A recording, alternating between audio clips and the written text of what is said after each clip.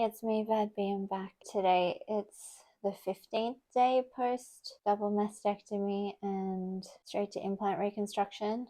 I had my third Herceptin yesterday too. I don't think it went great, but I got a really nice call at 8 o'clock this morning at like 8:06, which means he would have had to call straight away after getting into the office, but my GP, general practitioner, I guess what you'd call a primary care physician in America, he called me just to check up on me because he said the surgeon sent him a letter about how he said, had my breasts excised. So just to check up on me, ask me how I was feeling. It was really nice. So I'm 34 now, but he's been our family doctor since my mum moved to Australia, like in the 80s. So it's been a long time. And even if we've moved further away, he's still remained our doctor, even though I went to live in Japan twice for a collective total of 8 years. He's still our family doctor. He's just exceptional, to be completely honest. He doesn't take on new patients anymore. When I was about 5, like 4 or 5, I got really sick. And my mum took me to the local doctor where we lived, and they prescribed me penicillin. Whatever was wrong with me didn't go away. Then I also found out I was allergic to penicillin. Not ideal. So then I think this is a reason he is still our doctor. I didn't get better. I had a fever and just like all the infections at once. Yeah, this was just not going away. And I had like my hands and feet were peeling and kind of red and itchy. My mum took me to this doctor, which was quite a hike, and she didn't drive at the time. So we would have had to take public transport, and I was really quite sick. And he's like, okay, I am like 99% sure this is Kawasaki disease, which is really, really obscure. They actually did an episode on it in Grey's Anatomy. I read this one article about something called Kawasaki disease. They said it can cause a heart attack. That's a good one. It would explain the fever and the rash. But there would be other symptoms. The strawberry tongue and peeling skin and red eyes. And no positive strep. Who you calling?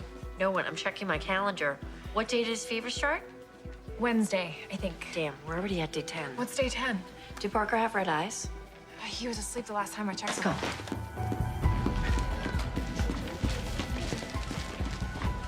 Is everything okay? We need to check Parker's eyes. What's going on? You're scaring me. Page peds, page cardio, start IVIG right away. We're already on day 10. What? What is happening? Casey, if we're right, this could be Kawasaki disease. We need to get this IV started on Parker right away. We're still within the window to prevent permanent heart damage, but we have to do it right now. I think one of the writers or like someone was affected by Kawasaki disease and they didn't treat their child early enough. Nobody noticed what was wrong. So then they have permanent issues and side effects from it. Anyway, so he's like, okay, I'm pretty sure this is Kawasaki disease. Called an ambulance. I went to the Royal Children's Hospital in Melbourne. Stayed there for quite a while. I don't remember much, but I remember I was in a big ward with lots of other kids. And it was fun, I think, but then they had to do so many blood draws that since then I've just been terrified of needles. I remember they used to have to wait till I was asleep. They'd strap me down so they could take blood because I hated it so much. And my mom, like, she's just never great in these situations. Like, I was 4. Obviously, this is new. I was worried. And she's like, you're going to have open heart surgery. I'm like, what?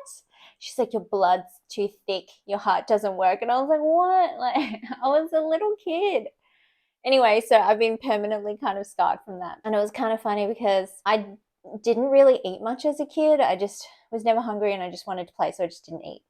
And obviously hospital food sucks. So she asked them to make me rice once, I think, and it was disgusting. And then once she snuck out to go get me McDonald's, but I'd like gone to the toilet or something and didn't tell anyone.